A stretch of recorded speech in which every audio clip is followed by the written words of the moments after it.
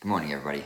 So I'm sitting here and I'm thinking about retail and how we live in a day and age where customers are very quick to post online reviews of their shopping experiences, and some of them are positive reviews and some of them happen to be negative. So the one thing I wanted to really focus on today is how to address bad customer reviews online, and there's a few steps that you need to take, and the end result, if you could really feel, if you could process the complaint in a way that actually gets the customer to feel heard, they may change and even remove that bad review. So for starters, you need to make sure that you have a Google business listing connected to your page, to your website. And anytime that somebody would put a review, good or bad, you would get an email. So you have to make sure you're getting these emails anytime a review is left for your business online. And the reason is speed is probably one of the biggest things that you need to focus on right now, because when a customer leaves a review for your website, when they leave a review for your business, and that goes up on the World Wide Web, everybody can see it, and you have an opportunity, because the customer is fired up and they just send off this bad review of your business.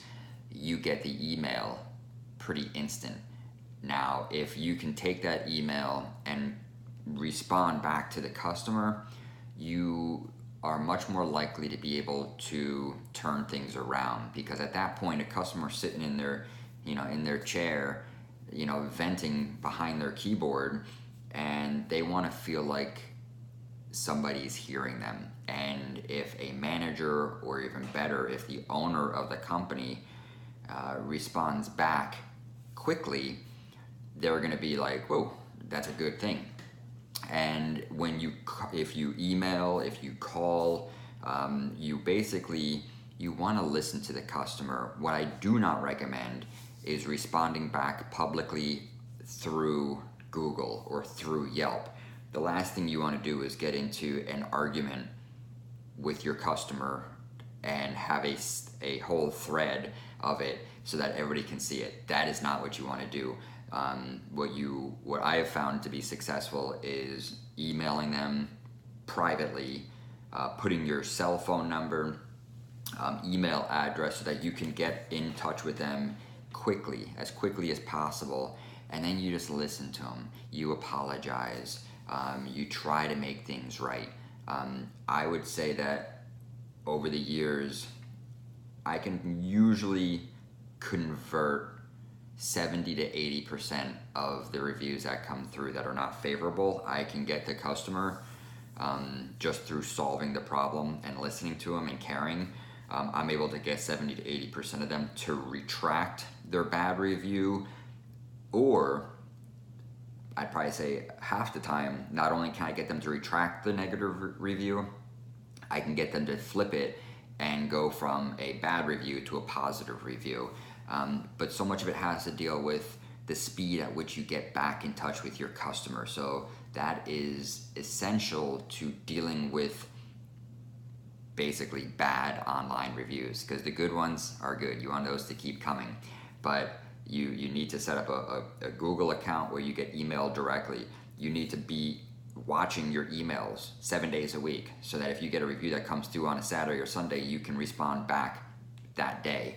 And then again, you just want to listen. The last thing you want to do is start arguing with the customer. Then that bad review is going to stay there, and that's going to stay there forever. So my objective when I see bad reviews come through is, how can I get this customer to change their mind on how we are as a company, and to basically change that. So that is, that's today's retailing tip, and it's something that no matter how good you try to run a business, we focus so much of our effort on creating a world-class experience, But when you have multiple stores and when you're not there 7 days a week, open to close, you do rely on your teammates to create that experience for your customers. And sometimes, sometimes our employees might have a bad day, and it might come off to a customer. Not that I'm making excuses for it, but in this day and age, online reviews are part of retailing, and especially with the consumer of today, they definitely want to share their thoughts, good or bad, and usually they're going to share their bad thoughts a lot more than they're going to share their good thoughts. So that is how you combat basically negative reviews. Now, one little takeaway is there are businesses out there that deal with reputation management, and I'm not a big advocate of them, because all they basically do is the only way you can get rid of bad reviews is push them down. If you have one bad review, you want to get 10 good ones to kind of overpower that one bad one. So you don't necessarily need to hire a company to do that. What you could do is, if you do get a bad online review, if you have good customers, keep this ethically now, if you have good customers that are they support your business, ask them, hey, would you mind putting a good review for us online? We've been able to help you over the years, and it would help us if you can share your experience, with a Google review or a Yelp review. If you do those things ethically, the last thing you want to do is create fake positive reviews. That is the last thing. Do not advocate that. But get your good customers to leave these reviews, and you will find that if you are unable to get that customer to retract that bad review, at least you can overpower it with multiple positive, legitimate reviews. So again, that's today's tip on how to deal with bad online reviews.